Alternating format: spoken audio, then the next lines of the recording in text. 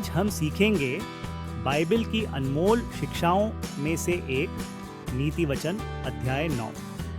इस अध्याय में बुद्धिमत्ता और मूर्खता के बीच का अंतर और जीवन के लिए महत्वपूर्ण सीख दी गई है। तो चलिए बिना देर किए शुरू करते हैं।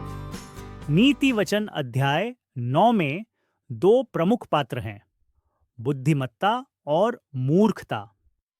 ये अध्याय हमें दिखाता है कि जीवन में दो रास्ते होते हैं, एक बुद्धिमत्ता का जो जीवन और समझ की ओर ले जाता है और दूसरा मूर्खता का जो विनाश की ओर।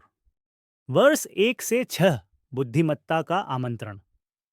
बुद्धिमत्ता ने अपने घर को बनाकर आमंत्रण दिया। उसने सच्चाई और समझ से सजाया।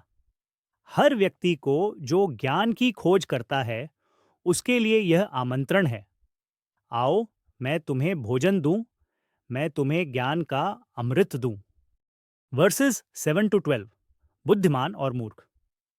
बुद्धिमान व्यक्ति सीखता है और ज्ञान बढ़ाता है, जबकि मूर्ख व्यक्ति शिक्षा को तुच्छ समझता है और अपने विनाश में पड़ता है। प्रज्ञा के साथ चलो, समझ के साथ बढ़ो।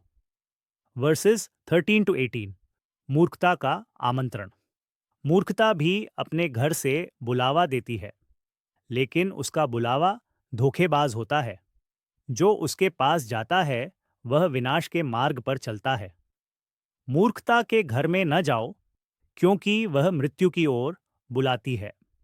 10 MCQs। Proverbs chapter 9। 1. बुद्धिमत्ता अपने घर में किससे सजाई है? ए. धन से, बी. समझ और ज्ञान से, सी. शक्ति से, डी. लग्जरी से। 2. नीति वचन 9:10 के अनुसार परमेश्वर का भय किसका आरंभ है? ए. विनाश, बी. बुद्धिमत्ता का आरंभ, सी. धन का आरंभ, डी. ताकत का आरंभ। 3. मूर्खता का घर किससे भरा हुआ है? 4. कौन व्यक्ति शिक्षा को तुच्छ समझता है? ए. बुद्धिमान, बी. मूर्ख, सी. ज्ञानी, डी. सज्जन। 5. बुद्धिमत्ता का निमंत्रण किसके लिए है? ए. राजा के लिए, बी. हर व्यक्ति के लिए, सी. केवल धर्मियों के लिए, डी. केवल शिक्षकों के लिए। 6. नीति वचन 9। 6 में बुद्धिमत्ता क्या प्रदान करती है? 7. मूर्खता के बुलावे में क्या छुपा होता है? ए. धन, बी. सम्मान, सी. मृत्यु, डी. सुख। 8. जो ज्ञान प्राप्त करता है वह किसका सम्मान पाता है? ए. मूर्खता का, बी. धन का, सी. प्रज्ञा का, डी. शक्ति का। 9. बुद्धिमत्ता के साथ चलने वाला व्यक्ति क्या प्राप्त करता है? ए. धन, बी. दुख, सी. जीवन, डी. मृत्यु। 10. नीति वचन अध्याय 9 में कौन सा विषय मुख्य रूप से प्रस्तुत किया गया है? ए. राजनीति, बी. युद्ध, सी. ज्ञान और मूर्खता का विरोध, डी. व्यापार।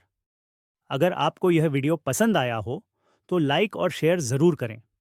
हमें कमेंट में बताएं कि आपको सबसे उपयोगी सीख कौन सी लगी, और ऐसे ज्ञानवर्धक वीडियो के लिए सब्सक्राइब करें। धन्यवाद। परमेश्वर आपको आशीष दें।